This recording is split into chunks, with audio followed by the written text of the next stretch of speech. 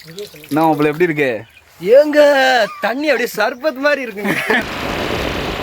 So guys, நானும் என் 4 நாதாரி ஃப்ரெண்டும் சேர்ந்து ஒரு இடத்துக்கு போகிறோம். அதாவது சமைக்க போகிறோம் காய்ஸ். ஆமாம் காய்ஸ், முன்னாடி போகிறாங்க சிமெண்ட் போய்வுலைங்க. அதெல்லாம் நம்ம பார்க்கக்கூடாது காய்ஸ். பைக் வரும் பார்த்துல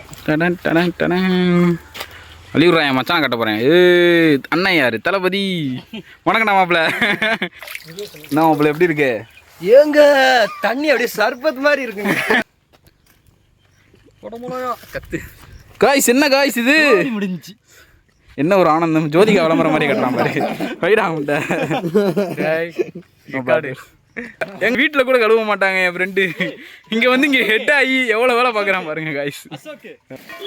ஃபஸ்ட்டு அப்படியே ஃப்ரெண்ட்ஸோடு சேர்ந்து என்ஜாய் பண்ண போய் அப்புறம் கறியெல்லாம் வெட்டி அதை ஒரு கழுவி அப்புறம் கோழி ஒரு கழுவி மஞ்சள் பொடியெல்லாம் போட்டு ஒரு க்ளீன் பண்ணி அப்புறம் காய்கறியெல்லாம் நறுக்கி பாடாடி என்னடா இது ஒரு ட்ரிப்பில் இவ்வளோ சோதனையா அப்படிங்கிற மாதிரி இருந்துச்சு.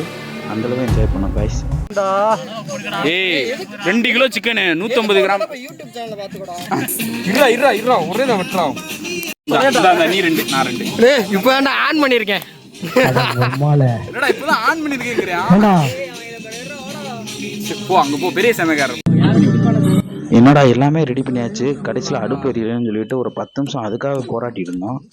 ஃபைனலாக தான் தெரிஞ்சு நாங்கள் கேஸே ஆன் பண்ணாமல் இது பண்ணிட்டு இருந்தோங்க. அப்படியே ஒரே சங்கட்ட குஸ்காவாக ஆயிடுச்சு கைஸ் அந்த நேரத்தில்.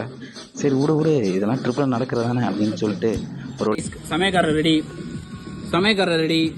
எல்லாமே ரெடி, எல்லாருமே ரெடி. எங்க சமையல்காரர் சமைக்கிறாரு.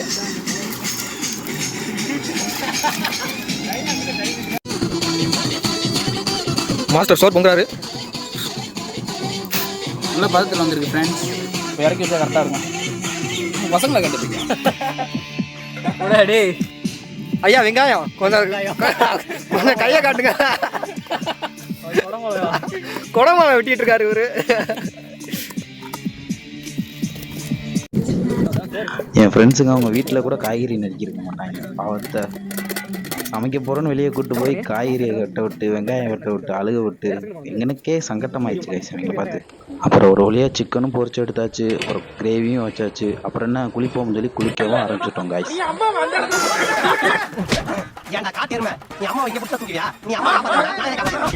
ஃபைனலாக சமைச்ச சாப்பாடு எல்லாத்தையும் ஒரே இடத்துல கொட்டி அந்த ஃப்ளேவரை பார்க்கும்போது உண்மையிலே நம்ம கரெக்டாக தான் சமைச்சிருக்கோம் அப்படிங்கிற ஒரு வைப்பில் இருந்தோம்.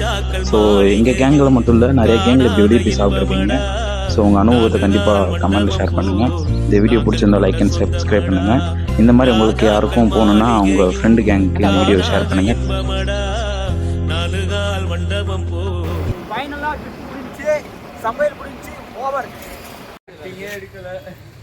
ஆமாம், போகிறதே எடுக்கல, வரதே எடுக்கல காய்ஸ். அந்த ஃபைனலாக முடிச்சிட்டோம் நல்லபடியாக. அடுத்தது மாப்பிள்ளை விஜய் அடுத்த பிளான் எப்போன்னு எங்கள் ஆளு மாப்பிள்ளை சொல்லுங்க மாப்பிள்ளை. ஓரிரு வரிகள்.